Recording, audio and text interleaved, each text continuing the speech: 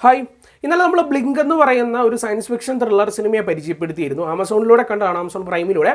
എന്തായാലും ആ സിനിമ കണ്ടതിന് ശേഷം ജസ്റ്റ് ഒന്ന് തപ്പിയപ്പോൾ കിട്ടിയ മറ്റൊരു കന്നഡ സിനിമയെ പറ്റിയാണ് ഇന്ന് നമ്മൾ സംസാരിക്കാൻ പോകുന്നത്. കണ്ടു കഴിഞ്ഞപ്പോൾ ഒരുപാട് ഇഷ്ടമായി. അപ്പോൾ നിങ്ങളുമായിട്ടും കൂടി ഒന്ന് റെക്കമെൻഡ് ചെയ്തേക്കാമെന്ന് വെച്ചു. ഇതൊരു ക്രൈം ത്രില്ലർ ജോണറിൽ വരുന്ന ഒരു സിനിമയാണ്. എന്തായാലും ആമസോൺ പ്രൈമിൽ കാണാൻ സാധിക്കും. അതായത് ഈ ഒരു സിനിമയ്ക്ക് തമിഴ് ഡബ്ബോ മലയാളം ഡബ്ബോ ഒന്നുമില്ല, അതൊന്നും മൈൻഡിൽ വെക്കുക. ഈ ഒരു സിനിമയുടെ പേര് എന്നുള്ളത് ഷാകാഹാരി എന്നുള്ളതാണ്. ഓക്കെ, ഈ ഒരു ചിത്രത്തിൻ്റെ ഒരു പ്ലോട്ട് എന്നുള്ളത് തുടക്കത്തിൽ തന്നെ കാണിക്കുന്നത് ഒരു കൊലപാതകം നടത്തിയ ഒരു പ്രതിയാണ്, അല്ലെങ്കിൽ അദ്ദേഹത്തിൻ്റെ ഒരു സാഹചര്യം കാണിച്ചുകൊണ്ടാണ് സിനിമയുടെ കഥ ആരംഭിക്കുന്നത്. എന്തായാലും അദ്ദേഹത്തിൻ്റെ ആ ഒരു കേസ്, അല്ലെങ്കിൽ ഈ ഒരു കൊലപാതക കേസ് അന്വേഷിക്കുന്നത് നമ്മുടെ ചിത്രത്തിലെ ഒരു സുപ്രധാന കഥാപാത്രമായിട്ടുള്ള മല്ലികാർജുൻ എന്ന് പറയുന്ന ആളാണ്. അദ്ദേഹമാണ് പോലീസ് ഇൻസ്പെക്ടർ. എന്തായാലും ഒരു ഘട്ടത്തിൽ നമ്മളുടെ ഈ വിജയ് എന്ന് പറയുന്ന ആ പ്രതി സ്റ്റേഷനിൽ നിന്നും ചാടുകയാണ്. അത് പിറ്റേ ദിവസം കോടതിയിലൊക്കെ ഹാജരാക്കാനുള്ളതാണ്. എന്തായാലും ജയിലിൽ നിന്നും തപ്പിച്ച് പോയി എന്നുള്ളതാണ് അവസ്ഥ.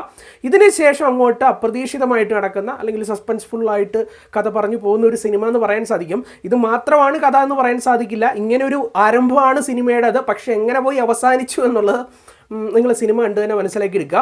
ഈ സിനിമയുടെ പ്രത്യേകത എന്ന് പറയുമ്പോഴത്തേക്കും ഒന്നാമതായിട്ട് പറയേണ്ടത് പ്രകടനങ്ങൾ എന്നുള്ളൊരു കാര്യം തന്നെയാണ്. ഈ സിനിമയിലെ ചില കഥാപാത്രങ്ങളുടെ പ്രകടനത്തിലൂടെ നിങ്ങൾക്ക് ഒരുപാട് ആവേശം കൊള്ളാനും അല്ലെങ്കിൽ കൈയടിക്കാനും ഒക്കെ തന്നെ സാധിക്കും. എസ്പെഷ്യലി പറയേണ്ടത് ഈ സിനിമ ശരിക്കും എനിക്ക് കണ്ടുകൊണ്ടിരുന്നപ്പോഴേ നമ്മുടെ ദൃശ്യമൊക്കെ ആയിട്ട്, അതായത് ദൃശ്യം കണ്ടുകൊണ്ടിരിക്കുമ്പോഴത്തേക്ക് ആ ഫസ്റ്റ് പാർട്ട് കണ്ടുകൊണ്ടിരിക്കുമ്പോഴത്തേക്ക് ഒരു അറ്റ്മോസ്ഫിയർ കിട്ടില്ലേ, ആ ഒരു സെറ്റപ്പ് തന്നെ ഇവിടെയും നമുക്ക് ഫീൽ ചെയ്യാം. അതിനുള്ള കാരണം എന്നുള്ളത് ഈ സിനിമയുടെ പ്രധാന കഥാപരിസരം എന്നുള്ളത് പോലീസ് സ്റ്റേഷനും അതുപോലെ തന്നെ ഒരു ചായക്കടയാണ്. നമ്മുടെ ദൃശ്യത്തിലേക്ക് പോലെ തന്നെ എന്തായാലും ഈ ഒരു സിനിമയ്ക്കുള്ളിൽ ഒരു ചായക്കടയുണ്ട്. അതിനുള്ളിൽ, അല്ലെങ്കിൽ ആ ചായക്കടയുടെ ഉടമസ്ഥനായിട്ട് എത്തുന്ന ആളുടെ പേര് എന്നുള്ളത് സുബ്ബണ്ണ എന്നുള്ള ഒരാളാണ്. ആ ഒരു കഥാപാത്രത്തെ കൈകാര്യം ചെയ്തിട്ടുണ്ടായിരുന്ന രംഗായണ രഘു എന്ന് പറയുന്ന ആക്ടറാണ്.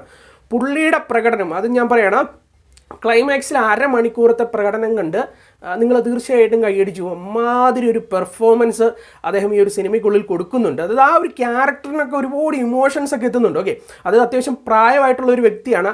അദ്ദേഹത്തിൻ്റെ മനസ്സിൽ പലതരത്തിലുള്ള എക്സ്പ്രഷൻസ് ഒക്കെ കടന്നു വരേണ്ട തരത്തിലുള്ള ഒരു സിനിമയാണ്. അതിലും പെട്ടെന്ന് പറയേണ്ട, ചില സമയത്ത് പെട്ടെന്ന് ഷോക്കായിട്ട് അദ്ദേഹം നിൽക്കേണ്ട കുറേ മൊമെൻറ്റ്സ് ഒക്കെ എത്തുന്നുണ്ട്.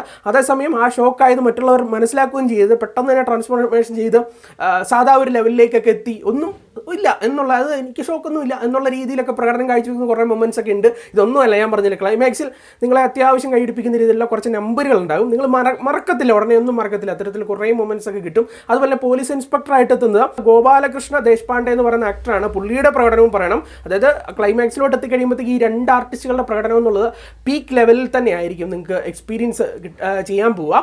അതുപോലെ ഈ ഒരു സിനിമയുടെ കഥ എന്നൊക്കെ പറയുമ്പോഴേ അത്യാവശ്യം സസ്പെൻസ്ഫുള്ളാണ്. ഞാൻ എപ്പോഴും പറയുന്ന പോലെ തന്നെ ഈ ഒരു സിനിമയിലെ കഥയും അങ്ങനെ പ്രെഡിക്റ്റ് ഒന്നും ചെയ്യാൻ പറ്റില്ല. നമ്മൾ കണ്ടുകൊണ്ടിരിക്കുമ്പോഴത്തേക്ക് അൺഎക്സ്പെക്റ്റഡ് ആയിട്ടുള്ള കുറേ ടേൺസ് നമ്മളിലേക്ക് തരുന്നു. അതുപോലെ തന്നെ മുമ്പോട്ട് പിന്നെയും കഥ പറഞ്ഞു പോകുമ്പോൾ നമുക്ക് ഇങ്ങനെ ആകാംക്ഷയാണ്, എങ്ങനെയാണ് ഈ സിനിമ അവസാനിക്കാൻ പോകുന്നത്, അങ്ങനെയുള്ളൊരു ആകാംക്ഷയൊക്കെ തരും. അങ്ങനെ ക്ലൈമാക്സോടൊക്കെ എത്തിക്കഴിയുമ്പോൾ അത്യാവശ്യം ഡീസൻ്റ് ആയിട്ടുള്ള ഒരു ടിച്ചും കൊണ്ടുവെക്കുന്നു. ആ ഒരു തരത്തിലുള്ള സ്റ്റോറിയാണ്. കൂടാതെ തിരക്കഥയുടെ കാര്യവും പറഞ്ഞു കേട്ടോ. കാരണം ഈ ഒരു സിനിമ കണ്ടുകൊണ്ടിരിക്കുമ്പോഴത്തേക്കും നമുക്ക് ഈ ഒരു സിനിമയിലൂടെ കണ്ടറിയാൻ സാധിക്കുന്നത് മനുഷ്യൻ്റെ സാഹചര്യത്തിനനുസരിച്ചുള്ള മാറ്റങ്ങൾ എന്നുള്ളൊരു കാര്യമാണ്. ഓക്കെ, മനുഷ്യൻ തൻ്റെ നിലനിൽപ്പിനായിട്ട് ഓരോ സാഹചര്യത്തിനനുസരിച്ച് ഓരോ കാര്യങ്ങളൊക്കെ മാറ്റും, അല്ലെങ്കിൽ ചില നടപടികളും, അല്ലെങ്കിൽ അവൻ വേറെ മൈൻഡിലേക്കൊക്കെ പോകും. അപ്പോൾ ആ ഒരു കാര്യത്തെയാണ് ഈ ഒരു സിനിമയിലൂടെ കാണിച്ചു തരേണ്ടത്. ഈ ഒരു സിനിമയിലെത്തുന്ന എല്ലാ കഥാപാത്രങ്ങൾക്കും അത്തരത്തിലുള്ള ഒരു സംഭവമുണ്ട്, അല്ലെങ്കിൽ അത്തരത്തിലുള്ള ഒരു ഐഡൻറ്റിറ്റി ഉണ്ട്.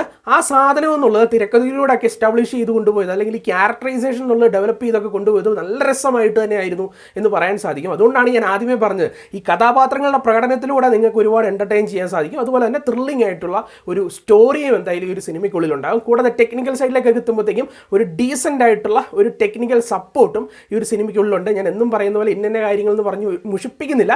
എല്ലാം കൊണ്ടും അത്യാവശ്യം ഡീസൻ്റ് ആയിട്ടാണ് ടെക്നിക്കൽ സൈഡും നിന്നിട്ടുണ്ടായിരുന്നത്. എങ്കിലും മ്യൂസിക് BGM എന്നൊക്കെയുള്ള ഒരു കാര്യം ഗംഭീരമായിരുന്നു. അതിലും കുറച്ച് ഗാനങ്ങളൊക്കെ ഒരു സിനിമയിൽ എത്തുന്നുണ്ട്, ഒരു രക്ഷയില്ല. അതുപോലെ തന്നെ ക്ലൈമാക്സിലോടൊക്കെ അടുക്കുമ്പോഴത്തേക്കും കൊടുക്കുന്ന BGMs ഒക്കെ ആകട്ടെ എല്ലാം കൊണ്ടും നല്ല ത്രില്ലിംഗ് ആയിരുന്നു എന്ന് പറയാൻ സാധിക്കും. തീർച്ചയായിട്ടും മർഡർ മിസ്റ്ററി ത്രില്ലർ സിനിമകൾ ഇഷ്ടപ്പെടുന്നവർക്കും ക്രൈം ത്രില്ലർ സിനിമകൾ ഇഷ്ടപ്പെടുന്നവർക്കും ഒക്കെ തന്നെ ധൈര്യമായിട്ടൊന്ന് കണ്ടിരിക്കാൻ സാധിക്കുന്ന ഒരു ഡീസൻറ്റ് സിനിമ തന്നെയായിരിക്കും ഇത്. എന്തായാലും ഒന്ന് ട്രൈ ചെയ്ത് നോക്കുക.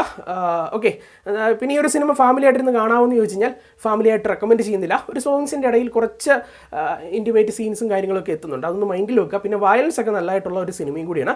സോ മെച്യൂർഡ് ആയിട്ടുള്ളവരിരുന്ന് കാണാൻ വേണ്ടി ശ്രമിക്കുക. എന്തായാലും ഈ ഒരു സിനിമയ്ക്ക് ഒരു 7 out of 10 ആണ് നൽകുന്നത്. 10-7 കണ്ടിട്ട് എന്തായാലും അഭിപ്രായം പറഞ്ഞേക്കണം. അതുപോലെ എന്തായാലും നമുക്ക് മറ്റൊരു സിനിമയുടെ റിവ്യൂ ഒക്കെ ആയിട്ട് കാണാം. ടാറ്റ.